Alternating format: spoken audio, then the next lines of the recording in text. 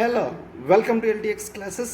ఈరోజు మనం UPSC mains 2022 GS1 analysis చేద్దామా. So welcome to this series. ఈ సిరీస్లో మనం యూపీఎస్సి ఎస్ఐ పార్ట్ కవర్ చేస్తాం. GS1, 2, 3, 4 సో 4 పేపర్లు కవర్ చేస్తాం. అండ్ ఆప్షనల్ పేపర్స్ కూడా మన ఎల్టీఎక్స్ క్లాసెస్లో ఏవైతే డీల్ చేస్తున్నామో వాటన్నిటికీ పూర్తి అనాలిసిస్ అనేది ఇస్తూ మీకు క్లియర్గా వే ఫార్వర్డ్. అయితే ఈ GS1 అనాలిసిస్ నుంచి మనం ఏ విధమైన అవుట్కమ్ అనేది ఎక్స్పెక్ట్ చేయాలి అంటే బిగినర్స్ పేపర్ని ఏ విధంగా చూస్తూ అనలైజ్ చేయాలి. అండ్ నెక్స్ట్ అయితే ఇక్కడ ఎవరైతే ఆల్రెడీ అటెంప్ట్ అనేది ఇవ్వడం జరిగిందో బికాజ్ ఆఫ్ కొన్ని రీజన్స్ ఈ అటెంప్ట్ మిస్ అయినా రాయకపోయినా వాళ్ళు ఎటువంటి అనాలిసిస్ అనేది ఎక్స్పెక్ట్ చేయాలనేది కూడా చేస్తాం.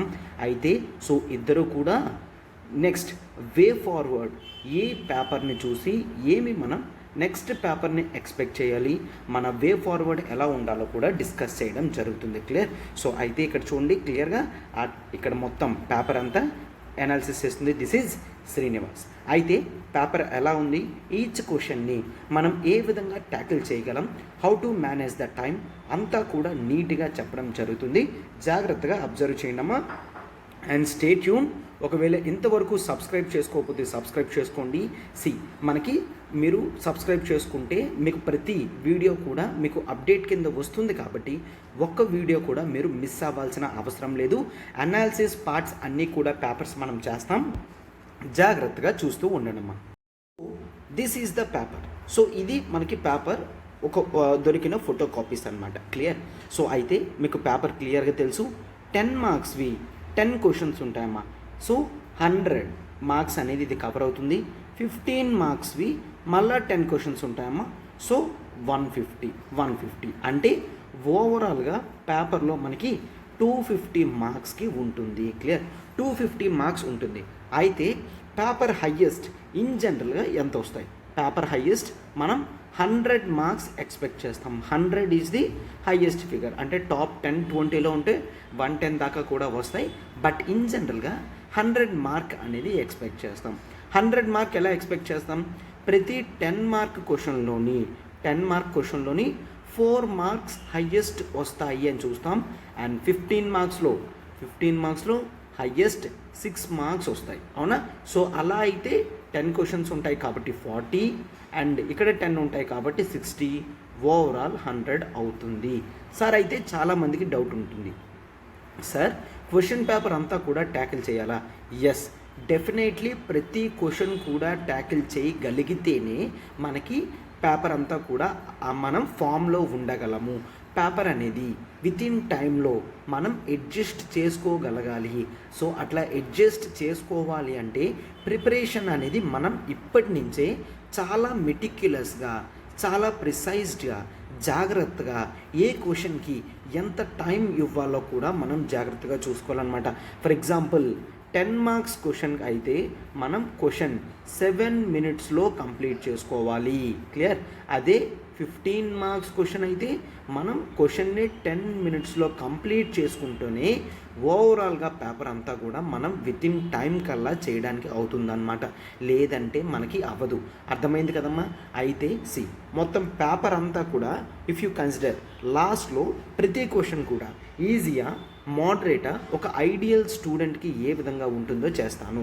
అయితే పేపర్ని I consider it as some rather easy paper అమ్మ. GS1 అనేది 100 మార్క్స్ అనేవి పర్టికులర్గా మీరు కంప్లీట్ చేయగలరు. క్లియర్. సో ప్రొవైడెడ్ విత్ GS1లో ఏంటి, కోర్స్ మీరు history, ancient, medieval, modern complete చేయాలి హిస్టరీ. అండ్ దాంతోపాటు ఆర్ట్ అండ్ కల్చర్ని పర్టికులరిస్ట్గా చూడాలమ్మా. Art and culture. Clear. Art and కల్చర్ని పర్టికులరిస్ట్గా చూడాలి.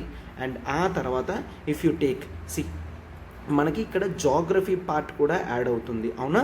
జోగ్రఫీ పార్ట్లో కూడా Indian geography and world geography చూస్తాం. అండ్ వరల్డ్ జోగ్రఫీలో డిస్ట్రిబ్యూషన్ ఆఫ్ రిసోర్సెస్, ఈ టాపిక్స్ అన్నీ కూడా జోగ్రఫీలో కవర్ అయిపోతాయి. And last society. Clear. Society topic అమ్మ. మనం చాలా తక్కువ టైం స్పెండ్ చేసి ఎక్కువ మార్క్స్ స్కోర్ చేసుకునే పేపర్ని మనం సొసైటీ కింద ఖచ్చితంగా GS1లో చూడాలి. క్లియర్? సో అయితే పేపర్ అంతా కూడా నీట్గా ఏ విధంగా మనం పూర్తి అనాలిసిస్ వచ్చేటట్టు చెప్తాను. అయితే ఐ రైట్ ఎవ్రీ క్వశ్చన్ దగ్గర నేను రాస్తాను పేపర్ అనేది ఈజీయా మోడరేటా అని.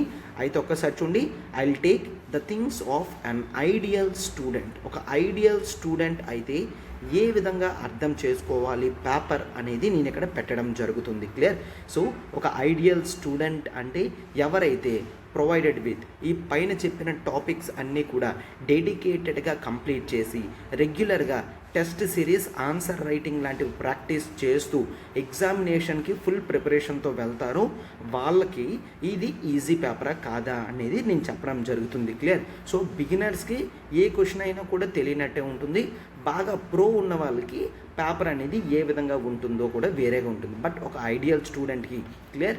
సో రెగ్యులర్గా ఆన్సర్స్ రైటింగ్ రాస్తూ టెస్ట్ సిరీస్ లాంటివి చేస్తూ రెగ్యులర్ ఇవాల్యుయేషన్ చేసుకుంటూ ఉంటున్న స్టూడెంట్స్కి ఇది ఏ విధంగా ఉపయోగపడుతుందో మీరు ఇప్పుడు చూస్తారు. జాగ్రత్తగా అబ్జర్వ్ చేయండి. క్లియర్? సో అయితే we shall go 1 by 1 question. So starting 10 questions అన్నీ 10 మార్క్స్ కవర్ అవుతాయి. 150 వర్డ్స్లో రాయాలి. తర్వాత నెక్స్ట్ 10 క్వశ్చన్స్ కూడా 15 మార్క్స్వి 250 వర్డ్స్లో రాయాలన్నమాట. క్లియర్? సో ఒక్కసారి చూడండి అమ్మా. సో అబ్జర్వ్ చేయండి జాగ్రత్తగా. I'm zooming it. First question ప్రతిదీ కూడా ఒక రఫ్ డ్రాఫ్ట్ అనేది మీకు ఇవ్వడం జరుగుతుంది. సో అయితే క్వశ్చన్ చదివిన తర్వాత అది ఏ టాపిక్లోకి వస్తుందో చెప్తాను, అండ్ అది ఈజీయా కాదో చెప్తాను, అండ్ నెక్స్ట్ దాని అప్రోచ్ ఎలా ఉండాలో కూడా నేను ఇన్ జనరల్గా చెప్తాను. చూడండి అమ్మా. అయితే first question, how will you explain that medieval Indian temple sculptures అనేవి వాటి యొక్క సోషల్ లైఫ్, ఆ రోజుల్లో ఉన్న సోషల్ లైఫ్కి రిలేటెడ్ ఉంటుంది అని. అయితే ఈ question comes in art and culture. Clear? ఇది క్లియర్గా ఆర్ట్ అండ్ కల్చర్ వచ్చిన question. Art and culture questions జనరల్గా టఫ్గా వస్తాయి, బట్ ఈ ఇయర్ ఇది ఈజీగా రావడం జరిగింది. క్లియర్? అంటే మనం ఆన్సర్ పెట్టడానికి రాయడానికి అవుతుంది. I would consider this question is easy. Clear? ఈ క్వశ్చన్ని నేను ఈజియర్ సైడ్ మాత్రమే పెడతాను. ఎందుకు? ఇక్కడ టెంపుల్ స్కల్ప్చర్స్ ఆర్కిటెక్చర్ మీకు తెలిసింది అంటే ఆ టైంలో ఉన్నదానికి ఇది ఏ విధంగా లింక్ అవుతుందో అనేది మీరు క్లియర్గా చదువుతారు. క్లియర్? సో దీనికి బుక్స్ ఏం ఫాలో అవుతారు మీరు? యాక్చువల్లీ మనకి NCERT బుక్ ఉంటుంది, introduction to Indian art and culture book చదవాలి. అండ్ ఆ తర్వాత నితిన్ సింఘానియా జనరల్గా ఎక్కువ ప్రిఫర్ చేస్తారు. ఆ 2 బుక్స్ కూడా మీరు ఆర్ట్ అండ్ కల్చర్కి చూసుకొని ప్రొవైడెడ్ విత్ మీరు ఏదైతే ఇన్స్టిట్యూట్లో చదువుతున్నారో ఆ మెటీరియల్ ఏదైనా ఉండాలి. Or if you want you can take our classes also. Clear? Yes. అయితే మిడీవియల్ ఇండియన్ టెంపుల్ స్కల్ప్చర్ అనేది ఏ విధంగా ఉండాలో అనేది క్లియర్గా చెప్పడం జరిగింది. అయితే అది సోషల్ లైఫ్, ఆ రోజుల యొక్క సోషల్ లైఫ్ని ఏ విధంగా చేస్తుంది అని. For example medieval Indian temple sculpture. Medieval Indian అంటే పోస్ట్ 700 AD తర్వాత చూస్తాము, అవునా? After the time of Harsha medieval Indian temple sculptures వస్తాయి. అయితే దీన్ని ఆన్సర్ అనేది మీరు హౌ నార్త్ సైడ్ ఏ విధంగా ఉంటుంది, సౌత్ సైడ్ ఏ విధంగా ఉంటుందో చూస్తారు, అండ్ సెంట్రల్ ఇండియన్ సైడ్ ఏ విధంగా ఉందో కూడా రాస్తారు. అలా ఉన్నదానికి గల కారణం, ఫర్ ఎగ్జాంపుల్ వాటర్ అనేది టెంపుల్స్ దగ్గర ఉంచేవాళ్ళు. ఎందుకు? ఆ టైంలో వాటర్ అవైలబుల్గా దొరికేది కాదు కాబట్టి టెంపుల్ దగ్గరికి చాలామంది వస్తే విశ్రాంతి తీసుకోవడానికైనా వాటర్ యూజ్ చేస్తారు. కాబట్టి జనరల్గా ఓల్డ్ స్టైల్ ఆఫ్ టెంపుల్స్ దగ్గర వాటర్ పాండ్స్ అనేవి ఉండేవి, అవునా? అది మెయిన్ సోషల్ లైఫ్కి సంబంధించిందే కదా. ఎస్. అండ్ ఆ తర్వాత టెంపుల్స్ అనేవి ఫ్రీ స్పేస్ ఎక్కువ కలిగి ఉంటుంది. ఎందుకంటే ఎక్కువ మంది వచ్చినా అకామిడేట్ చేసుకోగలవి, అందులో ఉంచుకోగలవి అని తెలుస్తుంది కాబట్టి. రైట్? సో ఇలాగా ఇంపార్టెంట్ పాయింట్స్ అన్నీ కూడా తన స్కల్ప్చరల్ స్టైల్, విమాన అట్లా ఎందుకు క్రియేట్ చేశారు, clear? Everything you have to project that.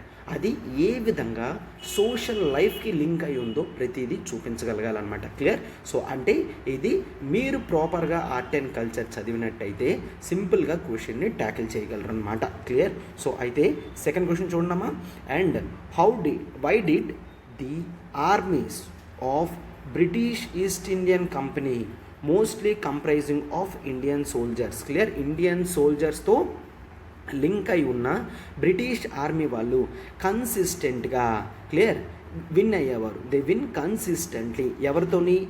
More numerous, ఇంకా ఎక్కువ members and better equipped armies. Clear, అయితే అప్పట్లో ఇండియన్ రూలర్స్ దగ్గర బెటర్ ఎక్విప్డ్గా ఉన్నా కూడా ఇండియన్ సోల్జర్స్ ఏ విధంగా గెలిచేవాళ్ళు బ్రిటిష్ ఈస్ట్ ఇండియన్ కంపెనీ వాళ్ళు అని చూస్తాము. క్లియర్, అయితే గివ్ రీజన్స్ కూడా ఇవ్వడం జరిగింది.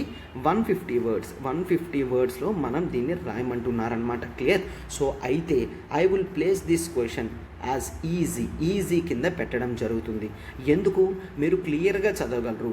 బ్రిటిష్ ఈస్ట్ ఇండియా కంపెనీ యొక్క స్కేలబిలిటీస్ అంటే తన యొక్క ఎఫిషియన్సీస్ ఇవన్నీ మీకు తెలిసాయి అంటే క్వశ్చన్ని ఈజీగానే ట్యాకిల్ చేయగలరు అనమాట. క్లియర్, సో అయితే బ్రిటిష్ ఈస్ట్ ఇండియా కంపెనీ టైంలో ఏం జరిగింది?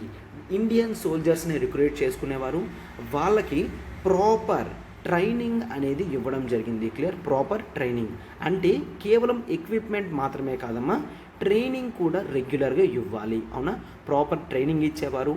అండ్ ఆ తర్వాత ఎక్విప్మెంట్ అనేది రెగ్యులర్ ప్రాక్టీస్ అనేది ట్రైనింగ్లో వాళ్ళకి జరిగిపోయేది.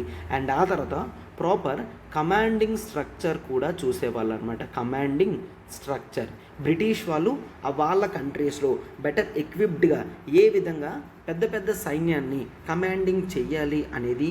అండ్ ఆ తర్వాత they use to have better strategies, Indians కన్నా బెటర్ స్ట్రాటజీస్ అనేవి వాళ్ళ దగ్గర ఉండేవి. అండ్ ఆ తర్వాత మెయిన్ ప్రాబ్లం ఏంటి అంటే Indian soldiers they failed to have the collaboration. అంటే హిందూస్, ముస్లిమ్స్, క్రిస్టియన్స్ ఈ విధమైన కొలాబరేషన్స్ అనేవి లేవు. బట్ ఇక్కడ బెటర్ కొలాబరేషన్తో బాగా వర్కౌట్ చేశారు అని చూస్తాం. అండ్ మెయిన్లీ చాలామంది లో కాస్ట్ వాళ్ళు ఇండియన్ రూలర్స్ దగ్గర సోల్జర్స్లో ఉండలేదు. బట్ వాళ్ళు బ్రిటిష్ సోల్జర్స్ దగ్గర ఉండడంతో వాళ్ళ లాయల్టీ 100% లాయల్టీ చూపించారు అది. అండ్ ఆ తర్వాత ఈస్ట్ ఇండియా కంపెనీ వాళ్ళు చాలా యుద్ధాలని చీట్ చేసి గెలవడం జరిగింది. For example battle of Plassey, Buxar కానీ అవి చీట్ చేసే గెలవడం జరిగింది. అవునా, సో వేరియస్ రీజన్స్ అడుగుతున్నాడు కాబట్టి అన్ని రీజన్స్ మనం ఇక్కడ ఇట్లాంటివి పెడుతూ ఉంటామన్నమాట. క్లియర్, సో క్వశ్చన్ అంతా నేను చెప్పలేను కాబట్టి ఇంపార్టెంట్ పాయింట్స్ అనేది చెప్తున్నాను.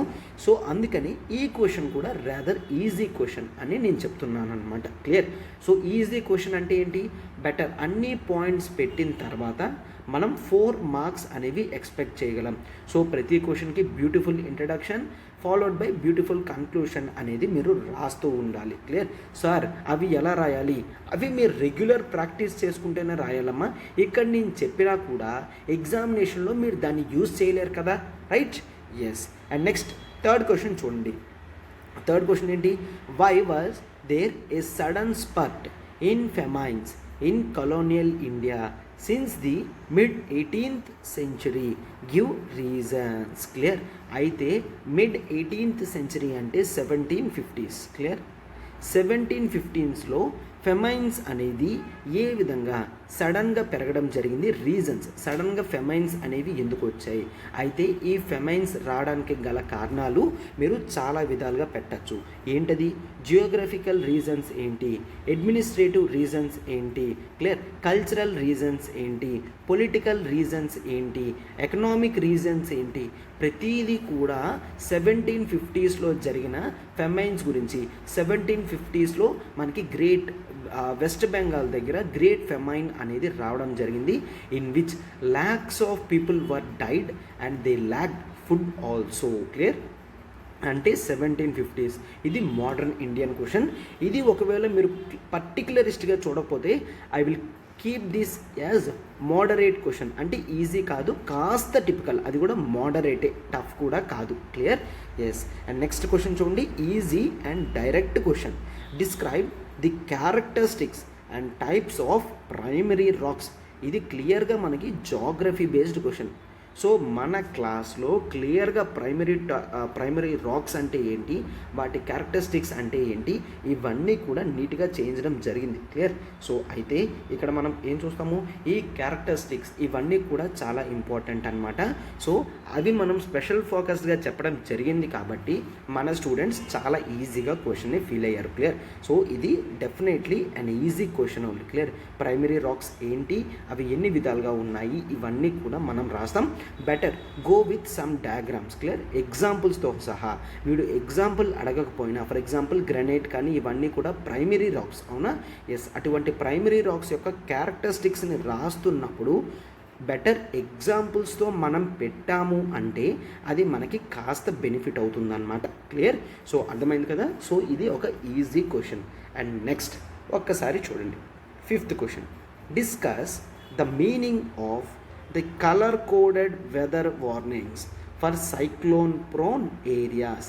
సైక్లోన్ వస్తుంది అన్న ఏరియాస్లో కలర్ కోడెడ్ వెదర్ వార్నింగ్ అనేది ఎవరు ఇవ్వడం జరుగుతుంది, ఇండియన్ మెటీరియలాజికల్ డిపార్ట్మెంట్ వాళ్ళు ఇవ్వడం జరుగుతుంది. క్లియర్. సో అయితే మీరు ఈ క్వశ్చన్స్ని జాగ్రఫీలో మనం పెడతాం. సి, ప్రైమరీ రాక్స్ ఉంది, ఇది డైరెక్ట్ ఒక స్టాటిక్ క్వశ్చన్, ఇది ఒక డైరెక్ట్ స్టాటిక్ క్వశ్చన్. బట్ ఇక్కడ ఇది స్టాటిక్ ప్లస్ డైనమిక్, అంటే రెగ్యులర్గా మీరు ద హిందూ అనాలిసిస్ మీరు మనది ఫాలో అవ్వకపోతే మీకు అర్థం కాదు. డైనమిక్ అనాలిసిస్ క్వశ్చన్స్లో regular newspapers, current affairs అనేది చాలా ఇంపార్టెంట్. సో కలర్ కోడెడ్ వెదర్లో డిఫరెంట్ కలర్స్, రెడ్, ఎల్లో, ఎందుకు ఆ కలర్, గ్రీన్, అలాంటి కలర్స్ ఎందుకు ఇస్తారు అనేది మీకు తెలియాలి. అలా ఇస్తేనే వాటి యొక్క మీనింగ్స్ ఏంటో తెలుస్తుంది కాబట్టి అలాంటివి తెలుసుకోవడం ఈజీ. క్లియర్. సో అయితే బట్ ఒకవేళ మీరు అలా చూడకపోతే ఈ క్వశ్చన్ అనేది ఈజీ కాదు, కాస్త మోడరేట్లో పెడతాను. ఎందుకంటే కొంతమంది టిపికల్గా ఫీల్ అవ్వచ్చు కాబట్టి. క్లియర్. లేదంటే క్వశ్చన్ అనేది చాలా ఈజీగానే మనం పరిగణించాల్సి వస్తుందన్నమాట. Fine. Yes. And next question చూద్దాం. Discuss the natural resource potentials of Deccan trap. Clear. So Deccan trap అంటే తెలియాలి, డెక్కన్ ట్రాప్ రీజియన్ యొక్క రిసోర్స్ పొటెన్షియాలిటీ తెలియాలి. క్లియర్. సో ఇది చాలా easy question, direct question. Deccan trap అంటే ద రీజియన్ ఆఫ్ డెక్కన్ రీజియన్స్లో ఉన్న డెక్కన్ ప్లాట్యూ గురించి, అక్కడ ఉన్న మినరల్ రిసోర్సెస్, అక్కడ ఉన్న సాయిల్ రిసోర్సెస్, అక్కడ ఉన్న వెదర్ ఫినామినన్ పొటెన్షియల్స్ కానీ, అక్కడ main rice bowl, Dandakaranya region, Chhattisgarh, Jharkhand regions ఇవి కానీ మిగిలినవన్నీ కూడా మనం చూస్తామన్నమాట. క్లియర్. అక్కడ ఉన్న వాటర్ రిసోర్సెస్ ఏంటి, దానివల్ల పొటెన్షియల్గా వచ్చిన న్యాచురల్ రిసోర్సెస్ గురించి అన్నాడు కదా. సో వాటిని ఫోకస్ చేయడం వలన కన్క్లూషన్లో ఇండస్ట్రీస్ ఏ విధంగా వచ్చాయో రాస్తారు. అంటే ఇది ఒక డైరెక్ట్ రైట్ స్టాటిక్ క్వశ్చన్, ఇది ఒక డైరెక్ట్ స్టాటిక్ క్వశ్చన్. అయితే ఈ క్వశ్చన్ని ఖచ్చితంగా ఎవరైనా ఈజీ క్వశ్చన్గానే కన్సిడర్ చేయాలి. ఎందుకంటే ఇది డైరెక్ట్గా మనం జాగ్రఫీ చదివినప్పుడు చదువుతాం. అయితే ఇప్పుడు ఒక్కసారి చూడండి నెక్స్ట్. సో నెక్స్ట్ క్వశ్చన్ చూడండి. ఎగ్జామైన్ the potential of wind energy. Clear. Wind energy potential ఏంటి అనేది ఇక్కడ అడుగుతున్నారనమాట ఇండియాలో. అయితే పర్టికులర్లీ ఇండియా అడుగుతున్నారు. And explain the reasons for their limited spatial spread. అయితే లిమిటెడ్ స్పేషియల్ స్ప్రెడ్లోనే ఉంది అని మీకు ఎలా తెలుస్తుంది?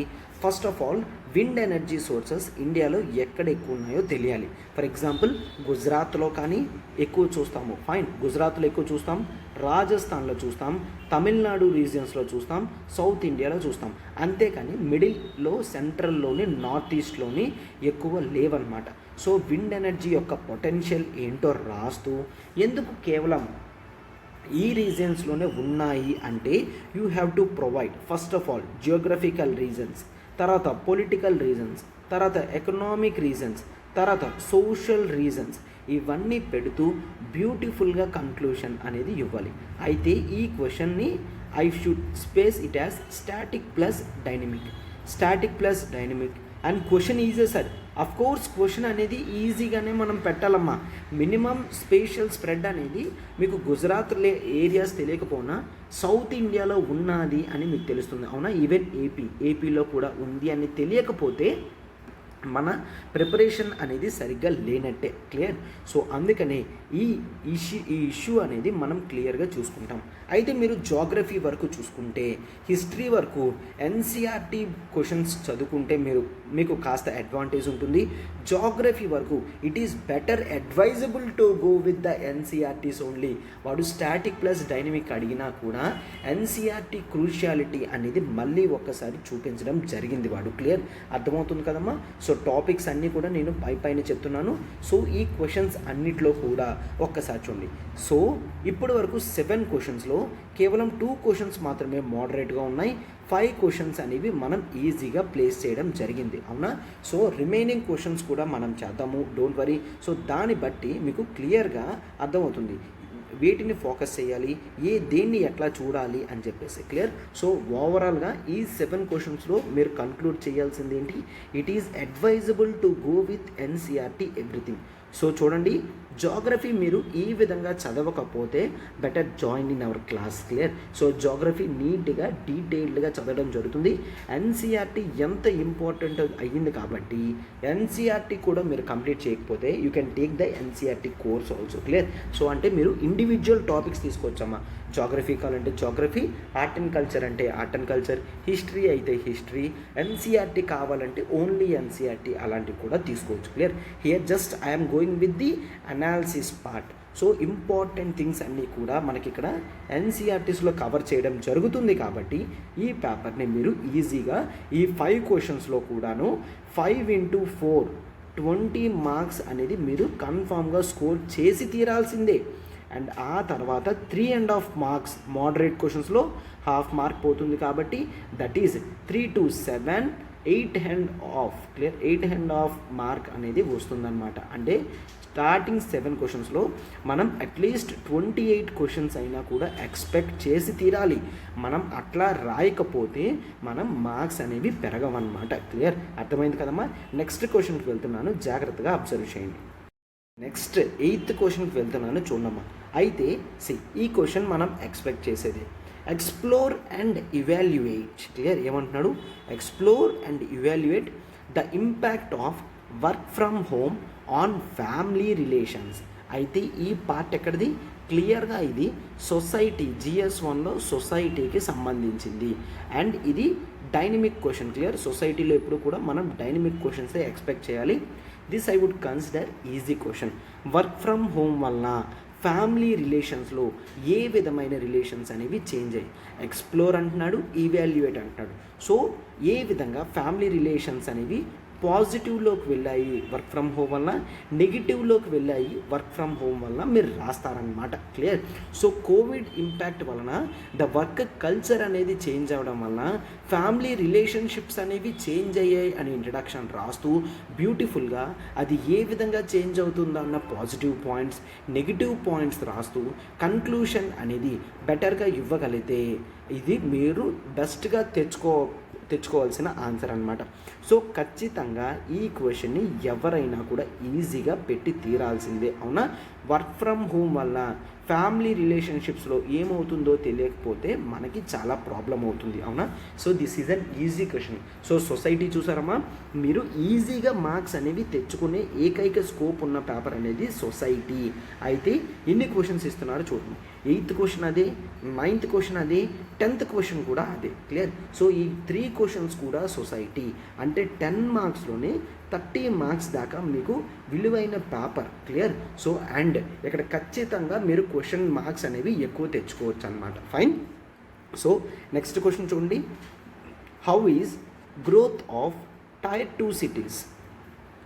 Tier 2 సిటీస్ అనేవి ఏ విధంగా మిడిల్ క్లాస్ గ్రోత్కి హెల్ప్ చేసింది అండ్ వాళ్ళ emphasis on culture of consumption. Clear. So ఇక్కడ మీరు కల్చర్ ఆఫ్ కన్జంప్షన్ అంటే ఏంటో రాయాలి. Tier 2 సిటీస్ యొక్క ఎగ్జాంపుల్స్ అనేవి మీకు తెలియాలి. And proper structurization and characteristics of middle class అనేది తెలియాలి. ఎందుకు, వాడి ఇన్స్పెసిఫిక్గా మిడిల్ క్లాస్ అని అన్నాడు కాబట్టి మిడిల్ క్లాస్లో జరుగుతున్న డిఫరెంట్ ఆస్పెక్ట్స్, అసోసియేషన్స్ అన్నీ కూడా మీరు రాయాల్సి ఉంటుందన్నమాట. క్లియర్. సో Tier 2 సిటీస్లో ఏ విధంగా అభివృద్ధి జరుగుతుందో ఏంటి, దాని వలన పోర్లో ఉన్న వాళ్ళు ఏ విధంగా న్యూ మిడిల్ క్లాస్కి వస్తున్నారో అవన్నీ కూడా రాస్తాం. ఫర్ ఎగ్జాంపుల్ టైర్ 2 సిటీ అనేది మనం తెలంగాణలో చూస్తే వరంగల్ అనేది టైర్ 2 సిటీ చూస్తాం. ఆంధ్రాలో టైర్ 2 సిటీస్ అంటే ఇప్పట్లో వస్తున్న తిరుపతి ఇటువంటి టైర్ 2 సిటీస్ కింద మారుతున్నాయి అన్నమాట. అంటే ఏదైతే డెవలప్డ్ ఉంటుందో దాన్ని టైర్ 1 సిటీ అంటాం, అంటే highest important. For example Hyderabad ఒక టైర్ 1 సిటీ, క్లియర్. అట్లాగా ఆంధ్రాలో అయితే టేక్ విశాఖపట్నం, గుంటూరు అట్లాంటివి టైర్ 1 సిటీస్, పెద్ద సిటీస్ అని అంటాం. టైర్ 2 సిటీస్లో బికాజ్ ఆఫ్ వేరియస్ ఆపర్చునిటీస్ అనేవి ఇప్పుడు క్రియేట్ అవ్వడం వలన కొత్త కల్చర్ ఆఫ్ కన్జంప్షన్ అనేది పెరుగుతుంది అని అంటున్నారనమాట, క్లియర్. సో అంటే ఈ క్వశ్చన్లో మీరు కాస్త ఎగ్జాంపుల్స్ ఇండియా వైడ్లో కూడా మినిమం మీరు ఎగ్జాంపుల్స్ ఇస్తూ అక్కడ ఏ విధంగా కొత్త ఇండస్ట్రీస్ వస్తుందా, సర్వీస్ సెక్టర్ అనేది వస్తుందా, అది ఏ విధంగా బెనిఫిట్ చేస్తుంది అనేది మీరు క్లియర్గా రాయాల్సి ఉంటుందన్నమాట. మీరు న్యూ మిడిల్ క్లాస్ని ఇంట్రడ్యూస్ చేయాలి, కల్చర్ ఆఫ్ కన్జంప్షన్ కూడా ఇంట్రడ్యూస్ చేస్తారు. అయితే ఈ క్వశ్చన్ సో క్లియర్గా అర్థమవుతుంది సొసైటీ టాపిక్లోని. సో సొసైటీ టాపిక్లో again it's a dynamic topic అని చూస్తాము. అండ్ ఆ తర్వాత ఇది ఈ క్వశ్చన్ని సార్ మీరు ఎక్కడ పెడతారు, I would place this question as easy, clear. So ఈజీగా క్వశ్చన్ ఉందనే పెట్టాలన్నమాట, క్లియర్. ఎందుకంటే మినిమం పాయింట్స్ అనేవి మనకు తెలుస్తాయి. సో టైర్ 2 సిటీస్ ఇవన్నీ కూడా మినిమం తెలియాల్సి ఉంటుంది. అట్లా తెలియకపోతే మీ ప్రిపరేషన్ అనేది కరెక్ట్గా లేనట్టే. లేదు అంటే కొంతమంది they might feel this as moderate, but an ideal student should go this as an easy question only, clear. Yes. And next so 10 మార్క్స్లో నెక్స్ట్ క్వశ్చన్ అనేది లాస్ట్ క్వశ్చన్ అమ్మా, దట్ ఈస్ 10th క్వశ్చన్. ఇక్కడ బ్యూటిఫుల్గా question అనేది ఇవ్వడం జరిగింది. So ఎవరికి కాస్త ఎడ్జ్ ఉంటుందో ఇక్కడ చెప్తాను చూడండి అమ్మా. సో అయితే ఇక్కడ క్వశ్చన్ చూడండి, given the diversities among the tribal communities in India in which specific context should they be considered as a single category. అయితే ఇండియాలో ఎంతమంది ట్రైబల్ గ్రూప్స్ ఉన్నారు, థౌజండ్స్ ఆఫ్ ట్రైబల్ గ్రూప్స్ ఉన్నాయి. అయితే అయినప్పటికీ కూడా మనకి ట్రైబల్స్ అందరూ కూడా డిఫరెంట్గా మనం చూడడం జరుగుతుంది. సో ఆ డైవర్సిటీస్ అమాంగ్ ట్రైబల్ కమ్యూనిటీస్ అనేవి మీరు ఖచ్చితంగా చూపించగలగాలి. ఇంట్రడక్షన్లో మీరు క్లియర్గా రాయొచ్చు అనమాట. ఆర్టికల్ 342 ఓపెన్ చేసి రాయొచ్చు. సార్ ఆర్టికల్ 342 ఓపెన్ చేసి రాస్తే పాలిటీ పర్స్పెక్టివ్లో అవుతుంది కదా, నో. పాలిటీ పర్స్పెక్టివ్ అయినా కూడా వాడికి క్లియర్గా మీకు పొలిటికల్ నాలెడ్జ్ కూడా ఉంది అని అర్థమవుతుంది. ఆర్టికల్ 342 ప్రకారం ప్రెసిడెంట్ షెడ్యూల్డ్ ట్రైబ్స్ యొక్క లిస్ట్ని పెట్టడం జరుగుతుందన్నమాట, క్లియర్. Yes, fine. అలా రాస్తూ ఏది డైవర్సిటీ ఆఫ్ ట్రైబల్ కమ్యూనిటీస్, వాళ్ళ లాంగ్వేజ్ ఎంత డైవర్సిటీ చూపిస్తుంది, వాళ్ళ కల్చర్ ఎంత డైవర్సిటీ చూపిస్తుంది, వాళ్ళ రిలీజియన్ ఎంత డైవర్సిటీ చూపిస్తుంది, వాళ్ళ ఫుడ్ హ్యాబిట్స్ ఎంత డైవర్సిటీ చూపిస్తుంది అనేది రాస్తారు. అండ్ అయితే బట్ కొన్ని కాంటెక్స్ట్ వచ్చేసరికి వాటన్నింటినీ సింగిల్ కేటగిరీ కింద పెట్టగలమా అంటే ఒక్కసారి చూడమా. అయితే ఇక్కడ వాళ్ళందరినీ సింగిల్ కేటగిరీ కింద ఇక్కడ ఎస్టీ కింద పెట్టామా లేదా?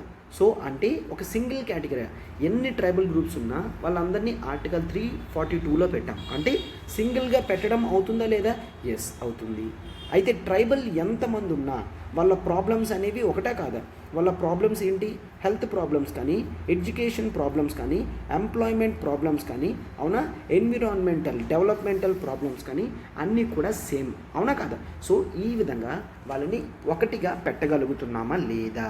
అండ్ రిజర్వేషన్ ఇచ్చేటప్పుడు ట్రైబల్స్ అందరికీ కలిపి ఒక ట్రైబల్ గ్రూప్గా భావించే కదా రిజర్వేషన్ అనేది అండర్ ఆర్టికల్ 15, 16 ప్రకారం ఇవ్వడం జరుగుతుంది, right, clear. So that is very good and fantastic question అనేది ఈ విధంగా మనం రాయాలి. And many people felt some difficulty in understanding what is the meaning of single category. So this is A society question purely from the perspectives of dynamics, clear. So dynamic టాపిక్లో ఉందన్నమాట, clear. So dynamic టాపిక్లో ఉంది. So ఈ క్వశ్చన్ని I would rather fix as moderate కింద పెడతాను. ఎందుకంటే చాలామంది ఈ క్వశ్చన్ రాయడానికి టిపికల్గా ఫీల్ అవుతారు కాబట్టి. బట్ ఈ క్వశ్చన్లో ఎడ్జ్ ఎవరికి ఉంటుంది? ఈ క్వశ్చన్లో ఎడ్జ్ అనేది ఆంథ్రోపాలజీ స్టూడెంట్స్కి ఖచ్చితంగా ఉంటుంది. ఎందుకంటే వాళ్ళు ట్రైబల్స్ గురించి ఒక పార్ట్ మొత్తం చదువుతారు కాబట్టి వాళ్ళు హ్యాపీగా ఈ క్వశ్చన్ని ట్యాకిల్ చేయడానికి అవుతుంది. క్లియర్? సో ఆంథ్రోపాలజీ చాలా ఇంపార్టెంట్ అమ్మా. ఆంథ్రోపాలజీ మనకి ఈజీగా కంప్లీట్ అయ్యే సిలబస్. అండ్ సొసైటీలోని GS1లో సోషల్ జస్టిస్లో కూడా యూజ్ చేసే క్వశ్చన్స్ అండ్ ఈవెన్ పై క్వశ్చన్స్ కూడా విత్ ఆంథ్రోపాలజికల్ అండర్స్టాండింగ్స్ మనం సొసైటీ క్వశ్చన్స్ అనేవి ఈజీగా ట్యాకిల్ చేయగలం. Sir sociology, yes of course sociology కూడా బెనిఫిట్ అవుతుంది. But anthropology as it is my topic, I'm just going with that. Clear? So yes, next అయితే 10 questions కూడా మనం కంప్లీట్ చేయగలిగాము నీట్గా. ఏ విధంగా చదవాలి, ఏ విధంగా చూడాలి అనేది. అయితే సొసైటీ వరకు ఏం ఫాలో అవ్వాలి సార్? సొసైటీ వరకు better you have to go with ఏదైతే మీ ఇన్స్టిట్యూట్ ఉందో అట్లాంటి పేపర్స్ తీసుకోవాలి. లేదు మీరు ఇండివిజువల్ సొసైటీ తీసుకోవాలనుకున్నా కూడా మన క్లాసెస్ మీరు తీసుకోగలరనమాట. నేను ఎందుకు ప్రతి క్వశ్చన్ పార్ట్తో చెప్తున్నానంటే మీరు ఎక్కడ ల్యాకింగ్లో ఉన్నారో మీకు క్లియర్గా తెలియగలగాలన్నమాట.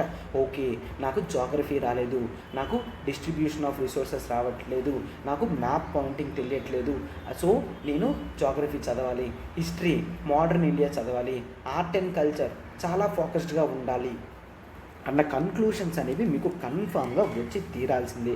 అప్పుడే మీరు కరెక్ట్గా ప్రిపేర్ అవుతున్నట్టు అనమాట. Clear? Yes. And next question చూడమ్మా, that is the political 15 marks క్వశ్చన్స్లోకి వెళ్తున్నాం. The political and administrative reorganisation of states and territories has been a continuous ongoing process since the mid-19th century. Discuss the examples. Clear? mid-19th అంటే ఇక్కడ 1850s నుంచి ఏ విధంగా territories అనేవి political basis మీద, administrative basis మీద జరిగిందో రాస్తారనమాట. Clear? So this question is from modern India. Clear? Modern ఇండియాలో చూస్తాం.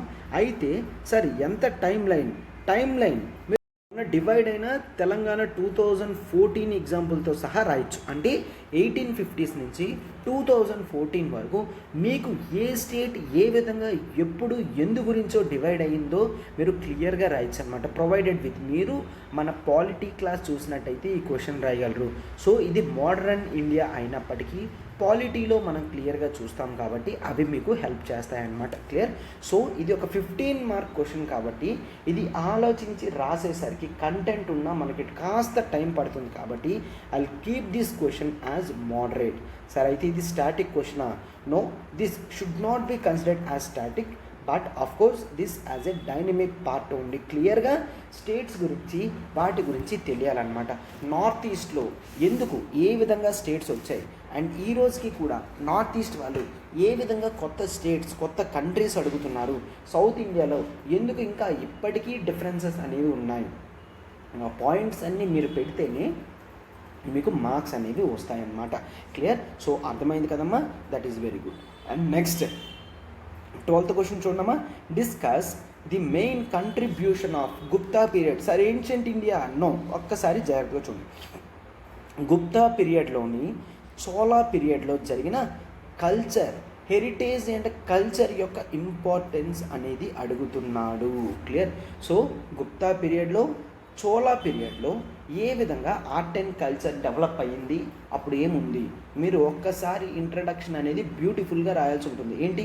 గుప్తా పీరియడ్ అనేది golden era for Indian art and culture అని రాయాలి. సో ఇంట్రడక్షన్ అలా మీరు నీట్గా బ్యూటిఫుల్గా పెట్టేసరికి ఆథర్కి ముందు అర్థమైపోతుంది మీకు ఎంత కంటెంట్ ఉంటుందో అని. క్లియర్? సో మీరు క్లియర్గా గుప్తా పీరియడ్లో జరిగిన ఆర్ట్ అండ్ కల్చర్, ఏ విధంగా ఆర్ట్ అండ్ ఆర్కిటెక్చర్ జరిగింది, బిల్డింగ్ కన్స్ట్రక్షన్స్ అవన్నీ ఏ విధంగా జరిగింది, గోల్డ్ కాయిన్ మింటింగ్ ఏ విధంగా జరిగింది, పెయింటింగ్ ఏ విధంగా జరిగింది, అండ్ ఆ టైంలో తీసుకొచ్చిన ప్రజలు వాళ్ళు తీసుకొచ్చిన నాట్ ఓన్లీ పెయింటింగ్స్ అండ్ ఇవి మాత్రమే కాదు, ఆర్ట్ అండ్ ఆర్కిటెక్చర్లో ఉన్న that is skilling of sculptures. Sculpturing కానీ అది ఏ విధంగా ఉందో మీరు అన్నీ నీట్గా రాయాల్సి ఉంటుందన్నమాట. ఫైన్. అండ్ అప్పుడు తీసుకొచ్చిన బుక్స్ కానీ ఆ టైంలో వచ్చిన medical knowledge and mathematics, astronomical knowledge అన్నిటితో సహా మీరు రాసి తీరుతారు. సో నేను ఆల్రెడీ చెప్పాను, దీనికి మీరు introduction to Indian art and culture book plus Nitin Singhania అనేది ఆర్ట్ అండ్ కల్చర్లో చదవాలి. అంటే యాజ్ ఆఫ్ నౌ 10 మార్క్స్లో ఒకటి, 15 మార్క్స్లో ఒక క్వశ్చన్ అనేది ఆర్ట్ అండ్ కల్చర్లో వచ్చింది. అర్థమవుతుంది కదమ్మా ఆర్ట్ అండ్ కల్చర్ యొక్క ఇంపార్టెన్స్ అనేది. ఎస్, అయితే ఈ క్వశ్చన్ని కేవలం గుప్తా మాత్రమే కాదు, అఫ్ కోర్స్ ఇక్కడ చోళా పీరియడ్ కూడా అడిగారు కాబట్టి క్వశ్చన్ వీడు ఎట్లా కన్సిడర్ చేస్తారు, గుప్తా పీరియడ్ని 7.5 మార్క్స్గా, చోళా పీరియడ్ని 7.5 మార్క్గా కన్సిడర్ చేస్తాడు. సో మీరు ఇంట్రడక్షన్ అండ్ కన్క్లూషన్ రెండింటితో లింక్ని పెట్టుకుంటూ కన్క్లూషన్ కూడా నీట్గా రాయగలిగితే మ్యాక్సిమం మార్క్స్ అనేవి తెచ్చుకోగలరు. Clear? Yes, this question I would place this question as moderate. ఎందుకంటే కాస్త చోళా పీరియడ్లోనివి మీకు గుర్తుండి రాయడం అనేది కాస్త టిపికల్ కాబట్టి I would place this question as moderate. Clear? But art and culture importance అర్థమవుతుంది కదమ్మా. సో ప్రీవియస్ ఇయర్స్ క్వశ్చన్స్ మీరు ప్రిపేర్ అయినా మీకు క్లియర్గా తెలుస్తుంది అన్నమాట. క్లియర్? ఎస్, అయితే క్లియర్గా ఆర్ట్ అండ్ కల్చరల్ ఇంపార్టెన్స్ అనేది వీడు ఇవ్వడం జరిగింది. నెక్స్ట్ క్వశ్చన్ చూడమ్మా, that is discuss the significance. Clear? Discuss the significance of lion and bull figures in Indian mythology. Clear? Art and architecture. Clear? So sir ఈ question ఎక్స్పెక్టెడా? ఈ question అనేది expected. Sir ఎందుకు expect చేస్తున్నారు మీరు? ఎందుకంటే if you might remember or not, నేను text and context చేస్తున్నప్పుడు ఒక ఆర్టికల్ అనేది చేయడం జరిగింది. ఏంటి? ఇండియన్ పార్లమెంట్ మీద రీసెంట్గా ది లయన్ క్యాపిటల్ అనేది పెట్టడం జరిగింది. అవునా? Lion capital. అయితే లయన్ ఇంపార్టెన్స్ ఎంత ఉంటే వీడు ఇక్కడ అడుగుతారు. Clear? So and the figure of bull, bull అనేది లయన్ క్యాపిటల్లో ఉంటుంది. అండ్ ఇక్కడ ఇండియన్ మైథాలజీలోని ఆర్ట్ అండ్ ఆర్కిటెక్చర్లో ఏ విధంగా రోల్ ప్లే చేస్తుందంటే ఇండియన్ మైథాలజీలో ఏ విధంగా ఉంటుందో రాస్తారు, ఆర్ట్ అండ్ ఆర్కిటెక్చర్లో ఏ విధంగా ఉందో రాస్తారు. క్లియర్? మైథాలజీలో వేరియస్ గాడెస్ యొక్క యానిమల్స్ లయన్స్ అని చూపించడం జరుగుతుంది. అవునా? అది రాస్తారు. ఆర్ట్ అండ్ ఆర్కిటెక్చర్ అన్నప్పుడు ఇండస్ వ్యాలీ సివిలైజేషన్లో దొరికిన మనకి Indus seal. Clear? IVC seal, IVC సీల్లో కూడా దొరికిన ఈ బొమ్మల యొక్క ఇంపార్టెన్స్ అనేది అప్పటి నుంచే ఉంది అని పెడితే ఖచ్చితంగా ఎగ్జామినర్ ఇంప్రెస్ అవ్వాల్సిందే. క్లియర్? అండ్ ఆ తర్వాత అశోక ఏ విధంగా లయన్ క్యాపిటల్ని ఎంబ్రేస్ చేశాడు, ఎక్కడెక్కడ పెట్టడం జరిగింది, ఈవెన్ ఇండిపెండెన్స్ తర్వాత కూడా లయన్ క్యాపిటల్ని మనం నేషనల్ ఎంబ్లమ్గా తీసుకోవడం అండ్ దాన్ని ఇక్కడ మనం ఈరోజు మన పార్లమెంట్ బిల్డింగ్ మీద పెట్టడం అనేది Indianness, Indian sense of importance to art and architecture కూడా క్లియర్గా వరల్డ్ అంతటికి కూడా తెలుస్తుందన్నమాట. అర్థమైంది కదమ్మా? సో మైథాలజీలో ఆర్ట్ అండ్ ఆర్కిటెక్చర్లో కూడా మీరు క్లియర్గా డిఫరెన్షియేట్ చేసి రాసుకోగలిగితే మీకు మ్యాక్సిమం మార్క్స్ అనేవి వస్తాయి. మీరు ఒక్కసారి చూడండి, ఆ రోజు నేను చెప్పాను లయన్ క్యాపిటల్ చెప్తున్నప్పుడు వీటి కల్చరల్ ఇంపార్టెన్స్ కూడా నేను చెప్పడం జరిగిందమ్మా. ఆ వీడియో, ఆ టెక్స్ట్ అండ్ కాంటెక్స్ట్ వీడియో మీరు చూసినా చాలు ఈ ఆన్సర్ని మీరు హ్యాపీగా రాయగలరన్నమాట. క్లియర్? బట్ ఎవరైతే ఆ వీడియో అట్లా చూసుండరో I would place this question as moderate. Clear? మోడరేట్గా క్వశ్చన్ పెడతాను. సార్ టఫ్గా పెట్టచ్చు కదా? నో, టఫ్ కాదు. మీరు ఈ క్వశ్చన్ని టఫ్గా పెడుతున్నారు అంటే మీ ప్రిపరేషన్ కరెక్ట్గా మీరు అనుకుంటున్నట్టు వెళ్ళట్లేదు అని. సో ఇది క్లియర్గా ఒక ఆర్ట్ అండ్ కల్చర్ క్వశ్చన్, క్లియర్గా ఒక art and culture question. Fine. So art and culture question. So అయితే ఇప్పటిదాకా ఆర్ట్ అండ్ కల్చర్కి 40 మార్క్స్ రిలేటెడ్ క్వశ్చన్స్ అనేవి ఇవ్వడం జరిగింది. Clear? So greater importance to art and culture అనేది మనం ఇక్కడ చూస్తున్నాం. అవునా? ఎస్, గ్రేటర్ ఇంపార్టెన్స్ అనేది వీడు ఇస్తున్నాడు. మనం దాన్ని అర్థం చేసుకొని బెటర్ ఎక్విప్డ్గా ఉండాలి ఆర్ట్ అండ్ కల్చర్కి. అయితే ప్యూర్లీ ఈసారి ఆర్ట్ అండ్ ఆర్కిటెక్చర్ అడిగాడు తప్ప మిగిలిన ఫార్మ్స్, స్టైల్స్, పెయింటింగ్స్ ఇవేవి కూడా సింగింగ్ కానీ డ్రాయింగ్ కానీ ఇంకేమీ కూడా పెద్దగా ఎక్కువ చూపించలేదు అని మనం చూస్తాం. క్లియర్? కేవలం art and architecture, okay, sculpting, the way, ఇవన్నీ ఇంపార్టెన్స్ అవి మాత్రమే అడగడం జరిగింది. Right? Yes. So this is a moderate question. Next question చూడమ్మా, what are the forces that influence ocean currents? So this is a very beautiful and direct question from NCERT. Geography ఈసారి చాలా ఈజీగా NCERT basis మీద answers రాయడానికి వీలయ్యేటట్టు వీడు ఇవ్వడం జరిగిందనమాట. So clear. So ఏ విధంగా ఏ ఫోర్సెస్ జనరల్గా ఓషన్ కరెంట్స్ని ఇన్ఫ్లుయెన్స్ చేయడం జరిగింది, వాళ్ళ రోల్ ఏంటి, దేంట్లోని ఫిషింగ్ ఇండస్ట్రీలో ఇన్ ద వరల్డ్. అంటే this question is from world physical geography. Clear. So physical జోగ్రఫీలో క్లైమేటిక్ ప్యాటర్న్స్, ఆ తర్వాత విండ్ సిస్టమ్ అయిన తర్వాత ఓషన్ కరెంట్ ప్యాటర్న్ కూడా చూస్తాం. ఫర్ ఎగ్జాంపుల్ ఈ క్వశ్చన్లో it is mandatory to go with the world map. World మ్యాప్ని ఖచ్చితంగా మీరు ఒక రఫ్ డ్రాఫ్ట్లో చూపించుకోగలగాలంట. ఫర్ ఎగ్జాంపుల్ సి,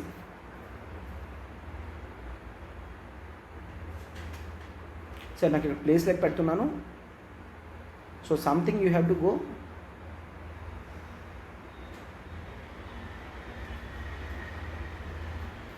అంటే వరల్డ్ మ్యాప్ని 30 సెకండ్స్లో గీస్తూ మీరు ఇక్కడ క్లియర్గా పెట్టగాలి ఏ విధంగా కరెంట్స్ అనేవి ఎక్కడి నుంచి ఎట్లా ఫ్లో అవుతున్నాయి అండ్ ఆ తర్వాత ఇక్కడ ఏ విధంగా ఫ్లో అవుతున్నాయి, రైట్. సో డిఫరెంట్ కరెంట్స్ ఏ విధంగా ఉన్నాయి అండ్ ఇక్కడ ఏ విధంగా వెళ్తుంది అండ్ సి ఇక్కడ ఏ విధంగా వస్తుంది అండ్ ఇక్కడ ఏ విధంగా వెళ్తుంది అండ్ ఇక్కడ కూడా ఏ విధంగా పైకి వెళ్తుంది, ఏ విధంగా వస్తుంది అనేది మనం క్లియర్గా చూస్తామన్నమాట. ఫైన్. సో టోటల్గా మీకు విండ్ సిస్టమ్ అనేది క్లియర్గా అర్థమవుతుంది. దాంతో the pattern of asking the question అంటే ఈ కరెంట్స్ కూడా మీకు క్లియర్గా తెలుస్తుంది. See if you see me అంటే మీతో మాట్లాడుతూనే క్వశ్చన్ ఎక్స్ప్లెయిన్ చేస్తూనే 20 సెకండ్స్లో డయాగ్రామ్ అంతా కూడా గీసేసి కరెంట్స్ అనేవి నేను ప్లేస్ చేస్తున్నాను. అంటే మీరు ఇంత స్పెసిఫిక్గా సార్ అప్ టు దట్ అంటే సరిగ్గా కనిపించట్లేదు కదా, ఎగ్జామినర్ కరెక్ట్గా కనిపిస్తుందా, టు ద స్కేల్ గీసారా అనేది చెక్ చేయడు.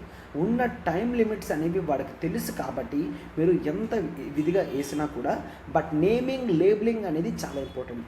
ఫ్లో కరెక్ట్గా చూపిస్తున్నారా లేదా, లేబులింగ్ ఏ విధంగా చేస్తున్నారా అనేది వాడు పక్కా చెక్ చేస్తాడు. డయాగ్రామ్ ప్రిసైజ్నెస్ చెక్ చేయడు తప్ప మన ఎబిలిటీ అంటే మనకి ఓవరాల్ నాలెడ్జ్ ఉందా లేదా చెక్ చేస్తాడు. సో బ్యూటిఫుల్గా what is an ocean current అని రాస్తారు, ఈ డయాగ్రామ్ వేస్తారు, దీన్ని ఎక్స్ప్లెయిన్ చేస్తారు అండ్ దీని వలన ఏ విధంగా fishing industry in the world అనేది కనిపిస్తుందో మ్యాప్ పెట్టి కాస్త చూపించాల్సింది వస్తుందన్నమాట. క్లియర్. అవి చాలా ఇంపార్టెంట్. ఫర్ ఎగ్జాంపుల్ ఇక్కడ మీరు ఇక్కడ ఒక ఫిషింగ్ జోన్ ఉందని, ఇక్కడ ఒక ఫిషింగ్ జోన్ ఉందని, ఇండియా దగ్గర ఒక ఫిషింగ్ జోన్ ఉందని అండ్ ఇక్కడ జపాన్ దగ్గర ఫిషింగ్ జోన్స్ ఉన్నాయని చూపిస్తారు. ఎందుకు?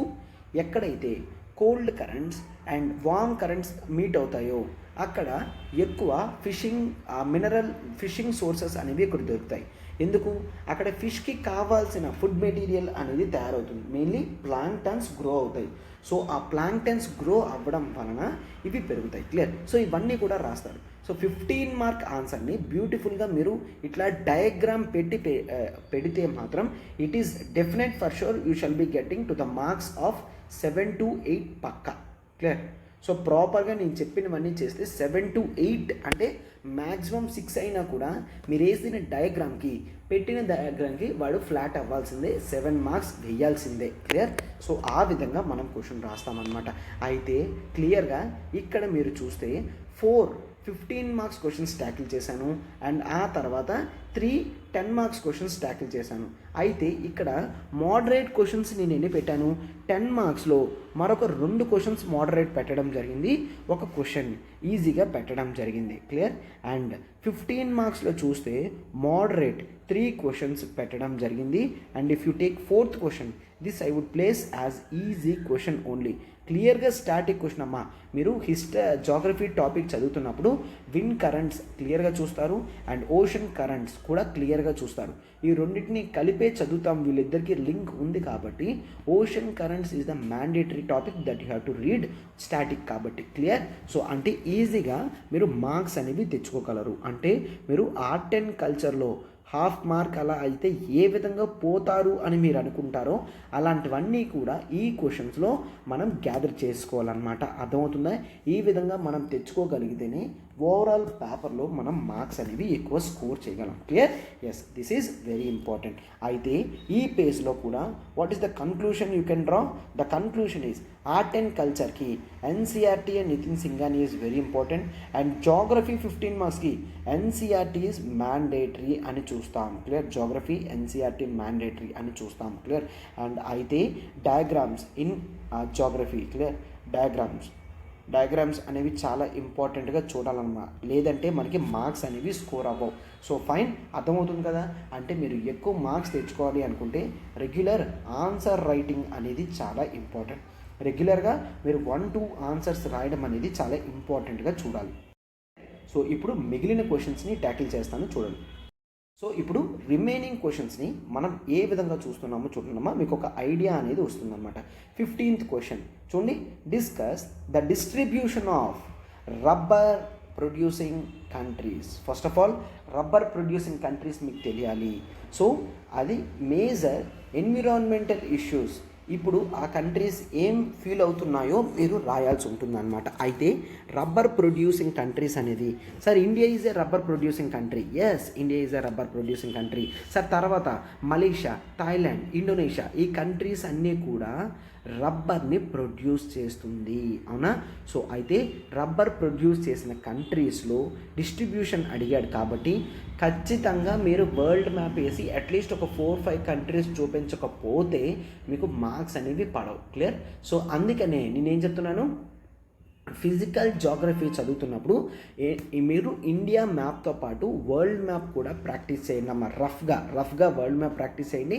అండ్ కంట్రీస్ ఎక్కడ ఉన్నాయో జాగ్రత్తగా చూసుకోండి అనమాట. క్లియర్? సో అయితే ఈ క్వశ్చన్ని I would place this as a moderate question. Clear? కాస్త మోడరేట్గా పెడతాను, ఎందుకంటే రబ్బర్ ప్రొడ్యూసింగ్ కంట్రీస్ మీకు తెలియాలి అండ్ ఇవన్నీ రాస్తారు. అండ్ ఇక్కడ కూడా జాగ్రఫీ క్వశ్చన్, ఇది ఒక స్టాటిక్ క్వశ్చన్ కాబట్టి 7 మార్క్స్ అనేవి మనం ఎక్స్పెక్ట్ చేయాలి. చేయకపోతే మనం కరెక్ట్గా రాయట్లేదు అని మీనింగ్ అనమాట. క్లియర్? అండ్ నెక్స్ట్ క్వశ్చన్ చూడండి, ఒక డైరెక్ట్ క్వశ్చన్ అమ్మ. Explain the significance of straits and isthmus in international trade. International ట్రేడ్లో స్ట్రెయిట్స్ అంటే ఏంటి, ఇస్తుమస్ అంటే ఏంటి, జోగ్రఫికల్ రాస్తూ అది ఏ విధంగా ఇంటర్నేషనల్ ట్రేడ్కి లింక్ అయిందో రాస్తారు. సరే ఇది ఎక్కడ పెట్టాలి? This is a purely geography question అమ్మా, purely geography question and purely static question only. But application knowledge అనేది ఇంపార్టెంట్ అంతే. Clear? A static question but requirement of application knowledge అనేది మనకు ఉందన్నమాట. క్లియర్? సో అయితే ఈ క్వశ్చన్ని I would place this as an easy question. So ఈజీగా మనం మార్క్స్ అనేవి తెచ్చుకోగలం. సో స్ట్రెయిట్స్ ఎక్కడున్నాయి, ఇస్టుమాసస్ ఎక్కడున్నాయి, ఎగ్జాంపుల్స్ అనేవి మీరు ఇస్తూ ఉండాలి. ఫర్ ఎగ్జాంపుల్ డిఫరెంట్ స్ట్రెయిట్స్ అనేవి ఉన్నాయి కదమ్మా, మ్యాక్సిమం వరల్డ్ అంతా కూడా ఇవ్వడానికి ట్రై చేయండి. అండ్ డిఫరెంట్ ఇస్టుమస్ ప్లేసెస్ ఏవైతే ఉన్నాయో అమెరికాలో కానీ, ఆఫ్రికాలో కానీ, ఏషియాలో కానీ, నార్త్లో కానీ ఎక్కడ ఉన్నా కూడా పర్వాలేదు. వీడు స్పెసిఫిక్ టు ఇండియా అనలేడు కూడా కదా. సో ఇది వరల్డ్ జాగ్రఫీ సంబంధించింది, జాగ్రత్తగా చూడండి అమ్మ. అయితే జాగ్రఫీలో డామినేటింగ్ పార్ట్ ఏమని చూస్తాం, వరల్డ్ జాగ్రఫీ అని చూస్తున్నాం, అవునా? ఎస్. అండ్ నెక్స్ట్ క్వశ్చన్ చూడండి. Troposphere is a very significant atmospheric layer. Clear? Troposphere అనేది చాలా ఇంపార్టెంట్ అట్మాస్ఫిరిక్ లేయర్. సిగ్నిఫికెన్స్ అన్నాడు. సిగ్నిఫికెన్స్ అంటే కొన్ని ఉండాలి కదా, అది సిగ్నిఫై అని చెప్పడానికి ఆ పాయింట్స్ ఏంటో మీరు ఖచ్చితంగా రాయాలి. ట్రోపోస్ఫియర్లో ఏం జరుగుతుందో మీరు క్లియర్గా రాయాలి. Clear? So the presence of different layers, ozone లాంటి ప్రెజెన్స్ కానీ, అండ్ ఆ తర్వాత ద మూమెంట్ ఆఫ్ క్లౌడ్స్ కానీ, ఇవన్నీ కూడా మీరు పెడుతూ ఉంటారు. అండ్ రిలీజ్ ఆఫ్ ఎమిషన్స్ కానీ, and troposphere density and distance from earth surface నుంచి ట్రోపోస్ఫియర్ డిస్టెన్స్ కానీ, అది పోలార్ నుంచి మనకి మెయిన్ పోలార్ రీజియన్స్ నుంచి ఈక్వేటర్ దగ్గరికి ఏ విధంగా పెరుగుతుంది అంతా కూడా మీరు రాయాల్సి ఉంటుంది. అండ్ అది ఏ విధంగా వెదర్ ప్రాసెస్ని డిస్టర్బెన్స్ చేస్తుంది ఆర్ ఇన్ఫ్లుయెన్స్ చేస్తుంది అని మీరు పెడతారనమాట. క్లియర్? అర్థమైంది కదమ్మా. సో ఇది ఒక easy question sir. Yes, this is an easy question and it is a direct forward question అనమాట. అంటే మీరు ఎన్సీఆర్టీ చదివినా కూడా ట్రోపోస్ఫియర్ తెలుస్తుంది. ట్రోపోస్ఫియర్ ఇంపార్టెన్సెస్ అనేవి మీరు కంటిన్యూస్గా ఎన్సీఆర్టీస్ చదువుతారు కాబట్టి ఎన్సీఆర్టీస్లో కవర్ అవుతుందన్నమాట. రైట్? సో ఇదొక ఈజీ క్వశ్చన్ కింద చూస్తాము. And this is a static question కింద మనం చూడాలి. స్టాటిక్ క్వశ్చన్ అని. Clear? Yes. So next question అనేది జాగ్రత్తగా అబ్జర్వ్ చేయండి అమ్మా. క్లియర్? సో ఇప్పుడు నెక్స్ట్ క్వశ్చన్ చూడమ్మా. అనలైజ్ ఏమని చెప్తున్నాడు, the sect of Indian society అంటే ఇక్కడ క్లియర్గా మళ్ళా సొసైటీ టాపిక్ అనేది స్టార్ట్ అయింది. అయితే సొసైటీ క్వశ్చన్స్ ఎన్ని వచ్చాయో చూసారు కదా. సొసైటీ క్వశ్చన్స్ 10 మార్క్స్లో 3 క్వశ్చన్స్ వచ్చాయి, 15 మార్క్స్లో నెక్స్ట్ 3 క్వశ్చన్స్ ఉన్నాయి. కాబట్టి అయితే 30 + 45 అంటే దాదాపుగా 75 మార్క్స్ అనేవి సొసైటీ పేపర్ నుంచి రావడం జరిగింది. అయితే హయ్యెస్ట్ మార్క్స్ కూడా మనం సొసైటీ క్వశ్చన్స్ నుంచి, జాగ్రఫీ నుంచే తెచ్చుకోగలం. క్లియర్? సో క్లియర్గా అర్థమవుతుంది. కాబట్టి మీరు ఏ టాపిక్లో ల్యాకింగ్ ఉన్నా మన దగ్గర ఎనీ ఇండివిజువల్ సబ్జెక్ట్ కూడా ఉంటుంది. మీ ప్రిపరేషన్లో ఖచ్చితంగా మీకు మన క్లాసెస్ అనేవి హెల్ప్ చేస్తాయన్నమాట. క్లియర్? సో మీరు మన క్లాసెస్ ఏ విధంగా జరుగుతుందో మీకు తెలుసు, అవునా? ఎస్. సో మీరు వాటిని తీసుకోగలరు. సో చూడండి, analyse the salience of sect in Indian society vis-a-vis the caste, the region and the religion. అయితే ఏ విధంగా సెక్ట్ డిఫరెన్సెస్ అనేవి ఉన్నాయి అని. సో సేలియన్స్ అన్నాడు. సేలియన్స్ అంటే సమ్ గ్రేట్ ఫీచర్స్ అనమాట. అంటే ఇక్కడ కాస్ట్ చూస్తే కాస్ట్లో సెక్ట్ అంటే ఏంటమ్మా, డిఫరెంట్ టైప్ ఆఫ్ కాస్ట్స్. రీజియన్లో సెక్ట్ ఏంటమ్మా, రీజియన్లో differences, north, south, north east, east, west అన్న reason differences. Sons of the soil approach అనేది రీజియన్లో ఉంటుంది, అది అలాంటివి రాస్తాం. And religion, different religious sects అనమాట. Clear? So Hindus, Muslims, Christians, Sikhs, Jain, Parsis and ఆ రిలీజియన్స్లో ఉన్న ఇండివిజువల్లో డిఫరెన్సెస్ అనేవి కూడా రాయాలన్నమాట. ఇఫ్ యూ టేక్ ఇస్లాం, ఇస్లాంలో సున్నీస్, షియాస్ అండ్ ఆ తర్వాత క్రిస్టియన్స్లో కూడా రోమన్స్, క్యాథలిక్స్ ఇట్లా రాస్తూ ఉంటారు. సో బుద్ధిస్ట్లో కూడా మీరు ఏ విధంగా ఉన్నారు, డిఫరెన్సెస్ అనేవి బుద్ధిజంలో కూడా ఉన్నాయి, జైనిజంలో కూడా ఉన్నాయో అవన్నీ కూడా పెట్టాలి అన్నమాట. క్లియర్? సో ఈ విధంగా డిఫరెంట్ సెక్ట్స్ అనేవి ఉన్నాయి. డిఫరెంట్ ఉన్నాయి కాబట్టి వాటికి ప్రతి చోట కూడా మీరు ఎగ్జాంపుల్స్ పెడుతూ వాటి యొక్క ఫీచర్ డిఫరెన్సెస్ ఏ విధంగా చూపిస్తుందో మీరు పెడితే ఆన్సర్ అనేది done. You are completely done with that question అనమాట. అర్థమవుతుందమ్మా? సో అయితే వీటి ఇంపార్టెన్స్ అనేది మనం చెప్పాను, చూసారు కదా. ఈ క్వశ్చన్ని ఈజీగా రాయగలరు అండ్ మోర్ స్కోరింగ్ క్వశ్చన్ అనమాట. Easy. I would place this question as easy scoring అమ్మా. ఎందుకంటే 3 టాపిక్స్కి ఇచ్చాడు కాబట్టి 3 ఇంటూ అట్లీస్ట్ 2 పడినా 6 మార్క్స్ అనేవి ఈజీగా స్కోర్ చేయగలం. క్లియర్? దీని నుంచి ఫైన్. ఎస్. నెక్స్ట్ క్వశ్చన్ చూడండి. నెక్స్ట్ క్వశ్చన్ కూడా ఈజీ క్వశ్చనే. You would easily consider this. Or tolerance and assimilation and pluralism are the key elements of making of an Indian form of secularism. Justify your answer. ఇది purely ఒక dynamic question అమ్మా, purely ఒక dynamic question. మీరు రెగ్యులర్గా the Hindu analysis నాది follow అవుతున్నా. I would generally suggest few articles of Rajiv Bhargava. Clear? So Rajiv Bhargava గారి articles అనేవి కొన్ని వస్తూ ఉంటాయి. ఆ ఆర్టికల్స్ని మనం అనలైజ్ చేస్తాం. అక్కడ క్లియర్గా వాడు చెప్తాడు, నేను ఈ ఆథర్ వచ్చినప్పుడు మీరు నా ద హిందూ అనాలిసిస్ ఫాలో అయితే చాలాసార్లు ఆథర్స్ని కూడా మెన్షన్ చేస్తాను. ఎందుకు? వాళ్ళు ఇచ్చే ఆర్టికల్స్ అనేవి మనకు చాలా హెల్ప్ అవుతాయి. సో మీరు ఇటువంటి ఆర్టికల్స్ చదివారు అన్నా టాలరెన్స్, అసిమిలేషన్, ప్లూరలిజం మీనింగ్ మీకు తెలుస్తుంది. సో అవి సెక్యులరిజంని ఏ విధంగా సాటిస్ఫై చేస్తుంది, రిలేషన్స్ అనేవి ఎట్లా ఉన్నాయో మీకు క్లియర్గా తెలుస్తుంది. సో టాలరెన్స్ అంటే ఏంటి? టాలరెన్స్ అంటే ఎదుటి వాళ్ళ వ్యూస్ని యాక్సెప్ట్ చేయడం. క్లియర్? సో అసిమిలేషన్ అంటే ఏంటి? వాళ్ళ వ్యూస్ని యాక్సెప్ట్ చేస్తున్నాం కాబట్టి మనలో వాళ్ళని కలుపుకోవడం అనమాట. ఏ విధంగా? ఫోర్స్ఫుల్గా కాదు, ఇష్టపూర్వకంగా కలుపుకోవడం. Next pluralism. ప్లూరలిజం అంటే ఏంటి?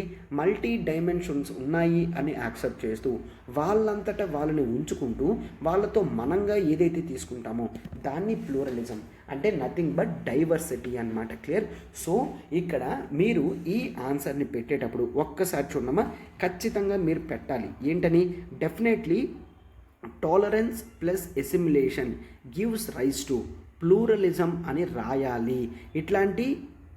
ఇట్లాంటి బాక్స్ అనేది మీరు పెట్టగలిగారు, ఈక్వేషన్ అనేది క్రియేట్ చేయగలిగారు అంటే మీకు మోర్ మార్క్స్ అనేవి ఇట్లా పెడితే ఎక్స్ట్రా హాఫ్ మార్క్ వస్తుందమ్మా. ఎక్స్ట్రా హాఫ్ మార్క్ అంటే 7 వస్తే 7.5 వస్తాయి. సో ఆ హాఫ్ మార్క్ని ఈ విధంగా స్కోర్ చేసుకోవాలి. మీకు first of all the true meaning of tolerance, the true meaning of assimilation, the true meaning of pluralism అనేది తెలిస్తే ఇటువంటి ఈక్వేషన్స్ అనేవి మీరు రాయగలరు అనమాట. క్లియర్?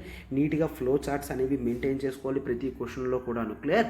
ఎస్. అయితే ఈ క్వశ్చన్ని I would place this as moderate, as most people will feel some difficulty in writing. Clear? Yes. అయితే 20th క్వశ్చన్లో elucidate the relationship between globalisation and new technology. Globalisation and new technology ఏ విధంగా relations అనేవి change చేసుకుంటున్నాయి, ఎవరికి ఏ విధంగా వాళ్ళు ఒకరినొకరు హెల్ప్ చేసుకుంటున్నారు అనేది చూస్తామన్నమాట. ఎక్కడ? In a world of scarce resources, ఎక్కడైతే రిసోర్సెస్ అనేవి స్కేర్స్గా ఉన్నాయో అటువంటి చోట్న గ్లోబలైజేషన్ అండ్ కొత్త టెక్నాలజీ ఏ విధంగా హెల్ప్ చేసుకుంటుంది. And with special reference to India అన్నాడు కాబట్టి మోర్ ఫోకస్డ్ ఇండియన్ ఆన్సర్ అనేది రాయాలన్నమాట. So clear? సో ఈ క్వశ్చన్ కూడా మనకి సొసైటీలో ఉంటుంది, ఈజీగా ఈ క్వశ్చన్ రాయగలం. This is an easy considered question. Clear? So everything from society అనేది డైనమిక్ క్వశ్చన్స్గానే వస్తాయి. క్లియర్? సో అయితే ఓవరాల్ పేపర్ అనేది I would consider as easy question. ఎందుకు ఈజీ అని ఎప్పుడు అంటాను అంటే మీకు అట్లీస్ట్ మోడరేట్ క్వశ్చన్స్ అనేవి 5 to 6 క్వశ్చన్స్ మాత్రమే maximum moderate, or for example 7 అంతే కదా.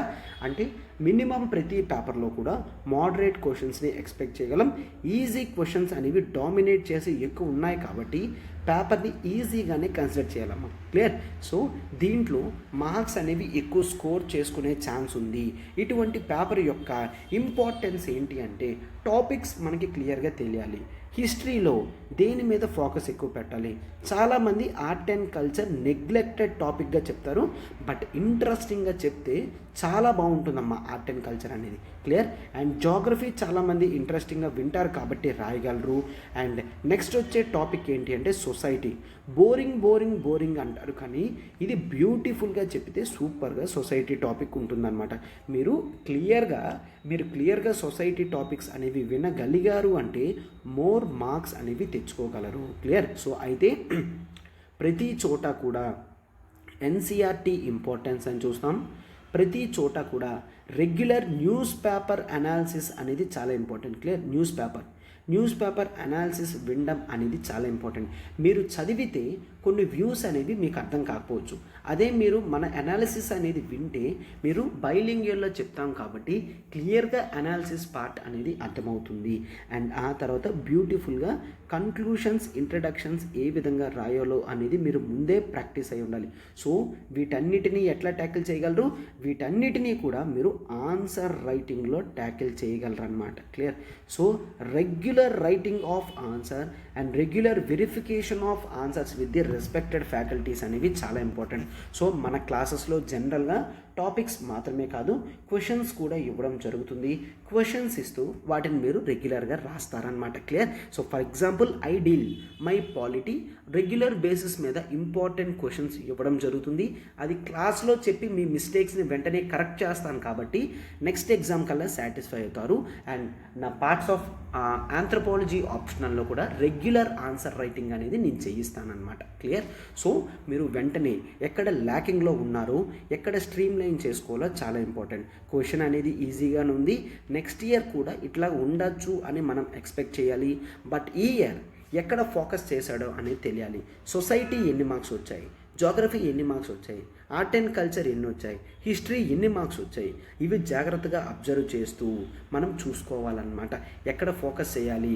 ఏన్షియంట్ హిస్టరీకి ఫోకస్ చేయాలా, ఆర్ట్ అండ్ కల్చర్కి ఫోకస్ చేయాలా, మిడీవియల్ ఇండియాకి ఫోకస్ చేయాలా, మిడీవియల్ ఇండియన్ ఆర్ట్ అండ్ కల్చర్కి ఫోకస్ చేయాలా, మోడర్న్ ఇండియాలో 1750s నుంచి చూడాలి, జాగ్రత్తగా అబ్జర్వ్ చేయాలి.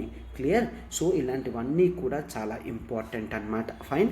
సో విత్ రెగ్యులర్ ఆన్సర్ అనాలిసిస్తో పాటు answer writing, newspaper analysis, NCERT రీడింగ్స్తో మీరు హ్యాపీగా కంక్లూడ్ చేయగలరు అనమాట. Clear? So this is the overall analysis of GS1. I said I would keep this as an easy paper only. ఎందుకంటే దాదాపుగా 12-13 questions అనేవి ఈజీగా డైరెక్ట్గా కళ్ళు మూసుకొని పెట్టే క్వశ్చన్స్ అనమాట. క్లియర్? సో ఒక ఐడియల్ స్టూడెంట్కి పేపర్ అనేది ఈజీగా ఉంటుంది. సో ఒక 2 attempts 3 attempts రాసిన వాళ్ళకి ఇది డెడ్ ఈజీ పేపర్ కింద ఉండాలన్నమాట. వాళ్ళకి ఒక్క మోడరేట్ క్వశ్చన్ కూడా ఉండకూడదు. ప్రతి ప్రతిదీ కూడా ఈజీ క్వశ్చన్గానే ఉండాలన్నమాట. క్లియర్?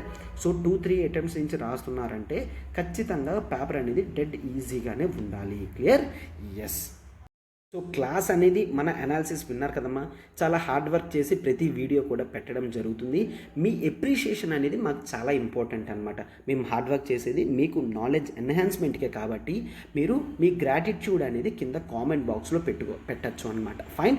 సో మనం రెగ్యులర్ పేపర్స్ మొత్తం SI 1, 2, 3, 4 GS అన్నీ కూడా చేయడం జరుగుతుంది కాబట్టి మీరు జాగ్రత్తగా ట్యూన్ చేసుకున్నామా, జాగ్రత్తగా క్లాసెస్ అనేవి వినండి. ఓకే? పేపర్ చూసిన తర్వాత ఇద్దరు ఉంటారు జనరల్గా. ఏంటి అసలు ఎంతవరకు యూపీఎస్సీ ప్రిపేర్ అవ్వడం లేదు, సెల్ఫ్ స్టడీ చేస్తున్నాం, ఇట్లాంటి క్వశ్చన్స్ రాయలేకపోతున్నామంటే వాళ్ళు ఖచ్చితంగా మన ఇన్స్టిట్యూట్లో జాయిన్ అవ్వడం చాలా ఇంపార్టెంట్. యూపీఎస్సీ ఇన్ఫినిటీ ద్వారా దసరా స్పెషల్ కాబట్టి మనం ఆఫర్ అనేది పెట్టడం జరిగింది. రికార్డెడ్ క్లాసెస్ పెట్టడం జరుగుతుంది. ఆన్లైన్ లైవ్ ప్లస్ రికార్డెడ్ ఉంటుంది. ఆఫ్లైన్ హైదరాబాద్ అండ్ విశాఖపట్నంలో ప్రొవైడ్ చేయడం జరుగుతుంది. క్లియర్? సో కొత్త బ్యాచ్ అనేది అక్టోబర్ నుంచి మనం స్టార్ట్ చేయడం జరుగుతుందన్నమాట. క్లియర్? సో అక్టోబర్ నుంచి కొత్త బ్యాచ్ వస్తుంది కాబట్టి చాలా రెగ్యులర్గా పర్టికులరిస్ట్గా చూడమ్మా. మనకి ఇది life time validity. Clear? Life time validity ఉంటుంది కాబట్టి మీకు చాలా బెస్ట్ అనమాట. ఇదే కాదు, ఈవెన్ వర్కింగ్ ప్రొఫెషనల్స్ కూడా, ఈవెన్ డిగ్రీ కాలేజ్ స్టూడెంట్స్ కూడా ఇమీడియట్ బేసిస్ మీద మీరు స్టార్ట్ అవ్వడం చాలా ఇంపార్టెంట్ అనమాట. మీకు ఏ డౌట్ వచ్చినా కూడా వెంటనే ఇక్కడ నెంబర్ చూడండి, 7893899553. ప్రత్యూష మ్యామ్కి కాల్ చేసి వెంటనే సబ్స్క్రిప్షన్ చేసుకోండి. క్లియర్? సో అయితే ఇది ఆల్రెడీ రాసిన వాళ్ళు ఉంటారు, ప్రిపరేషన్ కంప్లీట్ అయిన వాళ్ళు ఉంటారు.